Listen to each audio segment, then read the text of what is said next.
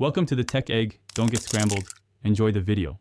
Start by warming 1 quart of pasteurized whole milk to room temperature, about 68-75 degrees F. Avoid boiling. Add 2 tablespoons of active kefir grains to a clean glass jar, stir, and cover loosely with a cloth to allow gases to escape. Keep the jar at a steady 68-75 degrees F for about 24 hours. You'll see milk thicken and a slight separation of whey. Stir gently once or twice during the day to distribute grains. Taste at 18 to 24 hours and stop fermentation when tang and texture meet your preference. After fermentation, place a fine mesh strainer or 100-micron cheesecloth over a bowl and pour the kefir to separate grains and whey. Leave grains in the cloth. Gently press or let the liquid drain naturally.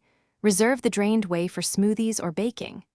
Gather the cloth and hang it over a bowl or set in a sieve to drip for 6 to 12 hours, depending on desired thickness.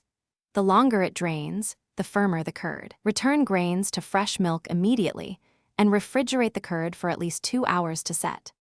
When your kefir curd reaches the desired thickness, open the cloth and transfer curd to a bowl. For a basic seasoning, mix in 1/2 teaspoons salt per pint. Alternatively, fold in fresh herbs, minced garlic, or 1 tablespoon of olive oil for flavor. Pack the curd into an airtight container and refrigerate. It will keep for up to 2 weeks.